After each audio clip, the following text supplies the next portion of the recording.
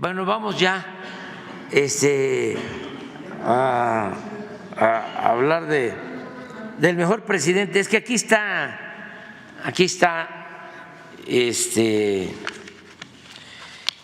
la sabiduría.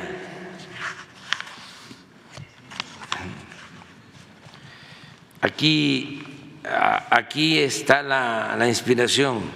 Esta es nuestra Biblia laica. En la historia de México hay algo que en realidad es único en el mundo. En la historia de México hay algo que en realidad es único en el mundo. Me refiero a las reformas promovidas por Benito Juárez García y los liberales para separar, antes que en otras partes, el poder civil del poder clerical o eclesiástico.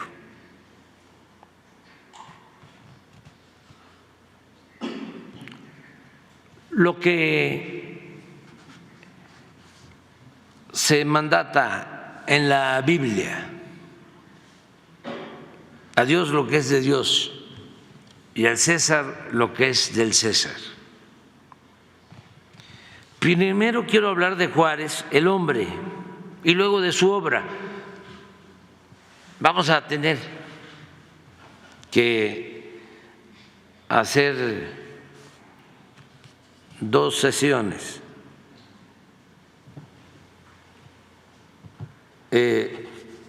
2 secciones. Hoy y pues tendría que ser mañana o el lunes.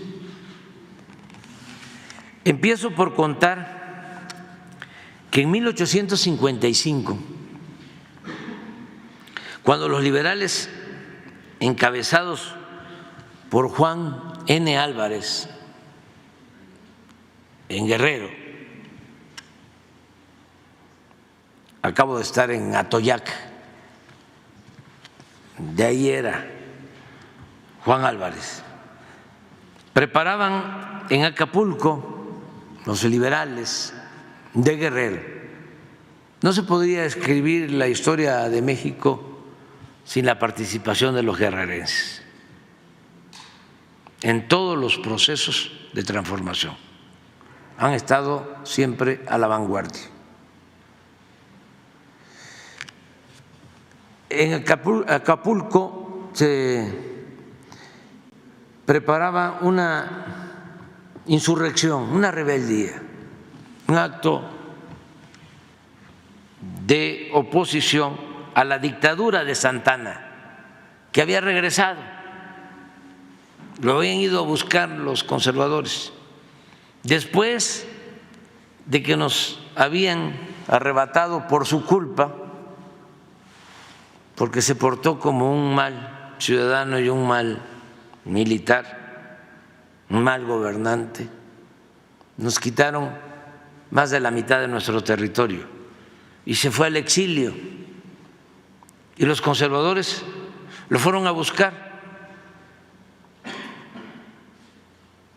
Como 10 años después fueron a buscar a Maximiliano, los conservadores.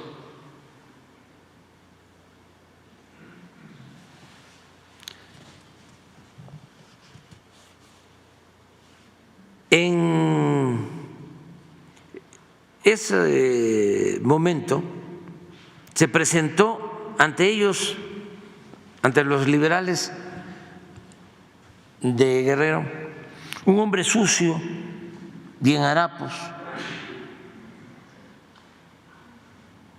con las siguientes palabras, 2 puntos, cito: sabiendo que aquí se pelea por la libertad,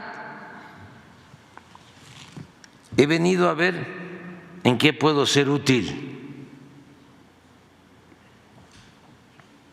Sin mayores averiguaciones, los conjurados le dieron ropa y calzado y puesto que sabía leer y escribir, lo nombraron escribiente bajo la autoridad del coronel Diego Álvarez, hijo del primer y principal dirigente de Juan Álvarez. Pocos días después, el individuo recibió una carta a su nombre. El nombre era licenciado Benito Juárez. Sorprendido, el coronel Álvarez se dirigió a él, abro comilla, ¿y por qué? No nos los había dicho.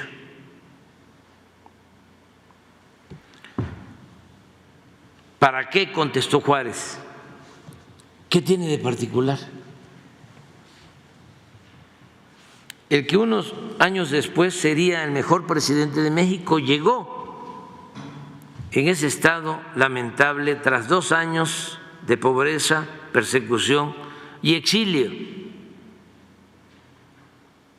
Estuvo preso en San Juan de Ulúa, fue desterrado a Cuba, trabajó en una fábrica de puros en La Habana, viajó desde Nueva Orleans en busca de apoyo para la causa de la libertad, y cuando supo que en Ayutla, Guerrero, en el pueblo de Ayutla, Guerrero, se gestaba una revolución liberal, partió hacia Panamá para cruzar el continente y embarcarse hacia Acapulco.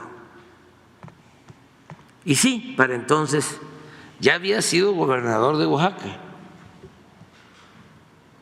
el presidente Juárez, un gran gobernador. Durante su gestión reorganizó la Guardia Nacional, duplicó el número de escuelas en la entidad, construyó caminos, fundó el puerto de Huatulco, llevó a cabo el levantamiento de la Carta Geográfica del Estado y del plano de su capital, y manejó las finanzas públicas con honestidad y austeridad inflexibles, lo que le permitió dejar ahorros, un superávit en la hacienda pública. Ningún gobernante ha sido más ajeno que Juárez a las tentaciones de la soberbia, la arbitrariedad y los extravíos del poder. Y eso he querido ilustrar con la anécdota que les platiqué antes. Él no llegó al cuartel de los liberales de Ayutla aspirando a un trato especial por sus méritos, que ya eran bastantes, sino ser útil a una causa sin importarle el rango o el cargo. En cualquier tiempo, esto es para los jóvenes, pero más en época de transformación, es imprescindible recurrir a la sabiduría y experiencia del presidente Juárez. Hay muchos libros, hay documentos de todo tipo, tomos sobre su correspondencia, pero para los jóvenes yo les recomendaría un libro pequeño. Desde luego hay muy buenos autores sobre Juárez, pero don Andrés Enestrosa, oaxaqueño, ismeño, ya afinado, escribió un librito que se llama Flor y Látigo, donde vienen frases importantes de Juárez en todos los tiempos en que actuó como hombre público. Sus frases son grandes consejos. Cuando los liberales estaban enfrentando a los conservadores en la guerra de Reforma, Juárez, lleno de optimismo, decía: es imposible, moralmente hablando, que la reacción triunfe. Hay quienes sostienen, porque seguramente lo dijo de otra forma,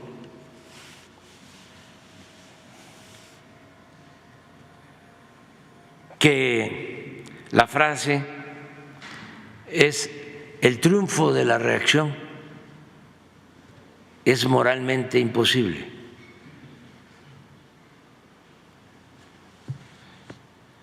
Y también recomendaba que al retrógrada,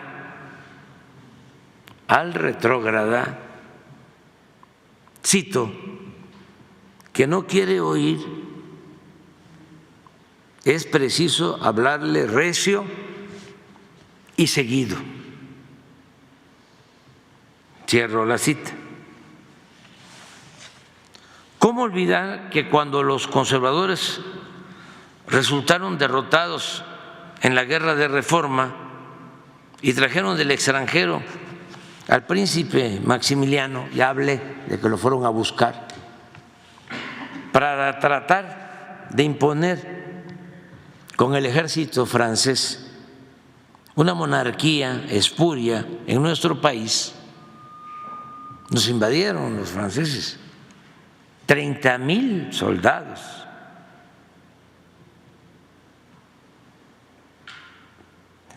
Franceses. En esa época era el ejército más fuerte, más poderoso del mundo.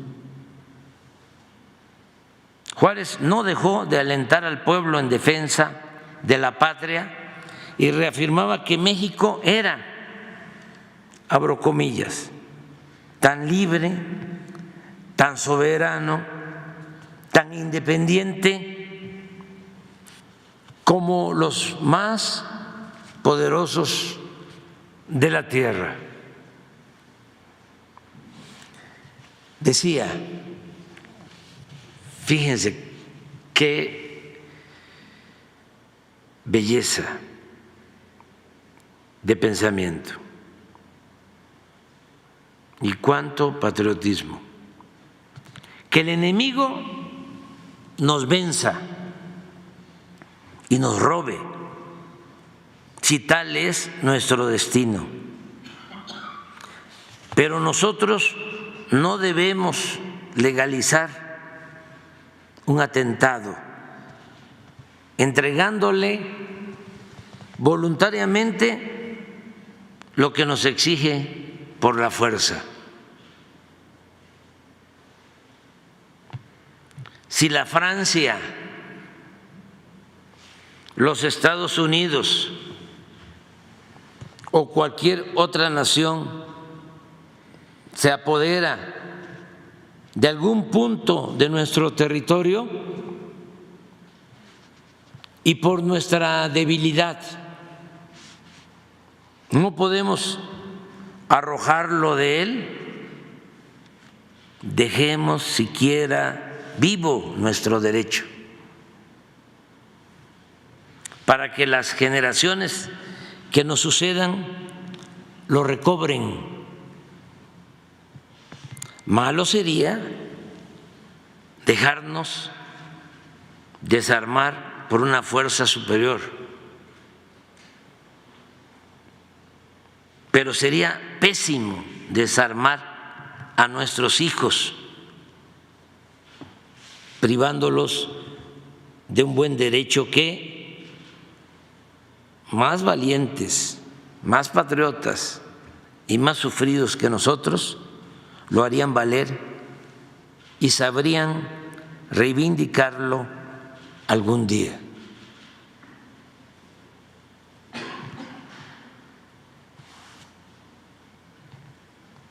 Y aún con esto termino por ahora. Cuando en esa época los liberales no consideraban tan relevante la necesidad de la intervención del gobierno, hablaríamos aquí del Estado, en beneficio de los pobres, estamos hablando de la mitad del siglo XIX,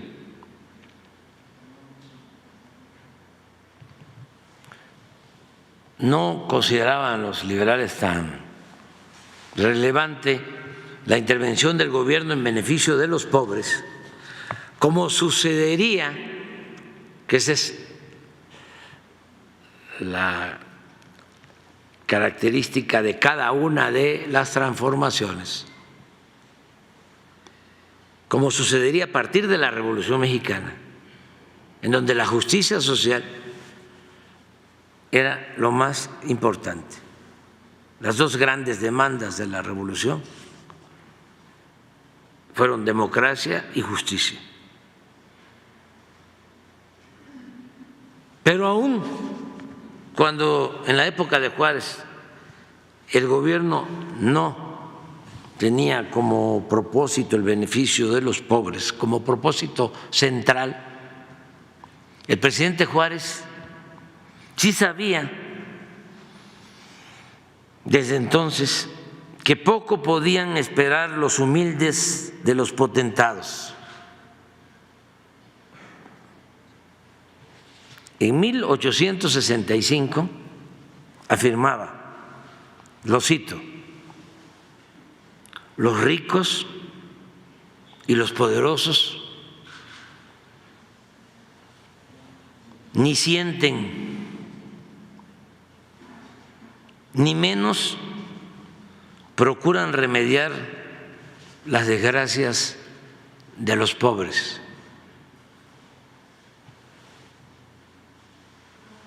Podrá suceder que alguna vez los poderosos